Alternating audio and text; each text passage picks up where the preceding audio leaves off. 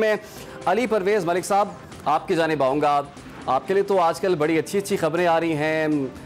بریت ہو رہی ہے تمام رہنماؤں کی. جو باہر تھے وہ واپس آ رہے ہیں اور جو یہاں تھے وہ باہر جانے کی تیاری میں ہیں. اور مریم نواز نے خود بھی پہلے یہ کہہ دیا ہے کہ اب نواز شریف صاحب کی واپسی کا راستہ بھی ہموار ہو چکا ہے. صرف ایک جو درخواست ہے اتنی دوری پر ہے نواز شریف صاحب کی واپسی. آپ پہ الزام لگ رہا ہے کہ آپ لوگ NRO لینا چاہتے ہیں, آپ لوگ ڈیل کر رہے ہیں, لیکن آج مریم نواز یہ الزام لگا رہی ہے عمران خان صاحب پہ کہ وہ ایوان صدر میں ڈیل کے لیے گئے تھے, NRO کے لیے گئے تھے اور ان کو وہ NRO نہیں ملا. تو سر آج آپ آغاز میں ہی حقیقت بتا دیں تو کون NRO لینا چاہتا ہے اور کس کی ڈیل ہوئی ہے؟ بسم اللہ الرحمن الرحیم. بہت شکریہ عمران صاحب, آپ نے اپنے پروگرام میں یاد کیا. دیکھیں, میں آپ کے سوال پہ آنے سے پہلے صرف اپنی اس چیز کے اوپر امید کا اظہار مجھے کرنے دے کہ کیا بہتر ہوتا کہ آج ہم ساری جماعتیں اپنی ترجیحات ٹھیک کر لیتی. ہم اس الزام تراشی سے باہر نکل کے آج اس ملک کو جس چیز کی ضرورت ہے کہ ہم سب اکٹھے بیٹھ کے جو ہمارے سامنے چیلنجز درپیش ہیں, سیلاب کی وجہ سے جو یہاں پہ 3 کروڑ لوگ بے یارو مددگار سڑکوں پہ پڑے ہیں, کاش ہم اکٹھے بیٹھ کے ان کی بحالی کے لیے اپنا کردار ادا کر سکتے. کاش ہم مل کے ہم معیشت کو جس قسم کی اصلاحات آج درکار ہیں کہ ہم اس کو ایک سسٹینیبل گروتھ کے پاتھ پہ ڈال سکیں, کاش ہم مل کے ان چیزوں کے اوپر فوکس کر سکتے. پر چلیں, اب یہ گورنمنٹ میں آپ لوگ ہیں, یہ سب کچھ آپ نے کرنا ہے. آپ جو ہمیں بتا رہے ہیں یہ آپ کی گورنمنٹ نے کرنا ہے. سر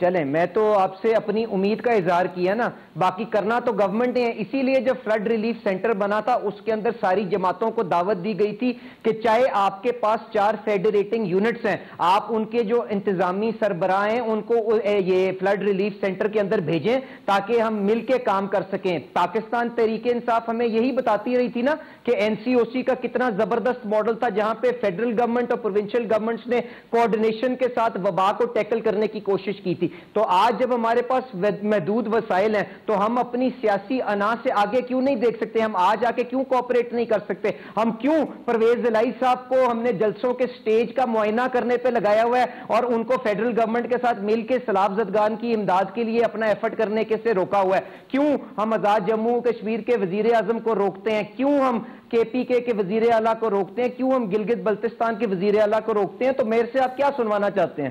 میں نے تو آپ سے پہلے کہا کہ میں تو اپنی امید کا اظہار کر رہا ہوں نا, باقی کون کس طرح سے اپنے رویے آگے لے کے آ رہے ہیں اور سارے کے سارے نظام کو برنک پہ لے جانا چاہتا ہے صرف اس لیے کہ اس کو ایک آئینی طور پہ ایک حکومت سے علیحدہ کیا گیا ہے. تو اب اس کا میرے پاس تو کوئی علاج نہیں ہے نا, ہم تو کوشش کر سکتے ہیں اور اسی لیے اپنی ترجیحات عوام کے سامنے رکھی ہوئی ہے کہ پہلے اس سیلاب کے آنے سے پہلے ہمارا سارے کا سارا دھیان اس ملک کو ڈیفالٹ سے بچانے کے اوپر تھا. جو شوکت ترین صاحب یہاں پہ بارودی سرنگیں لگا کے گئے تھے نا, ان کو ڈیفیوز کرنے کے اوپر لگا تھا. اور جب سے سیلاب آیا ہے اس کے بعد بتا دیں کہ وزیر اعظم صاحب کیا آپ کو فیلڈ کے علاوہ کسی جگہ پہ نظر آئے؟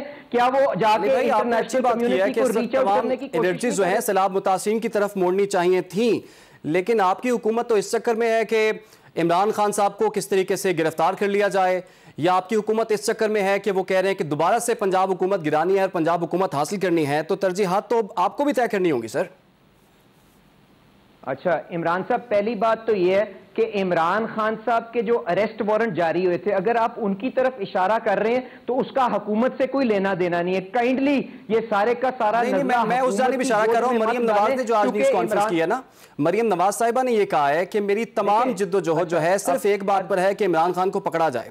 یہ ان کی خواہش ہے, یہ ان کی ڈیسپریشن ہے. جی دیکھیں بات اس طرح سے ہے کہ اگر کوئی شخص اپنا حلف کی خلاف ورزی کرتا ہے, اگر کوئی قانون توڑتا ہے تو اس کو کیا کٹہرے میں کھڑا نہیں ہونا چاہیے؟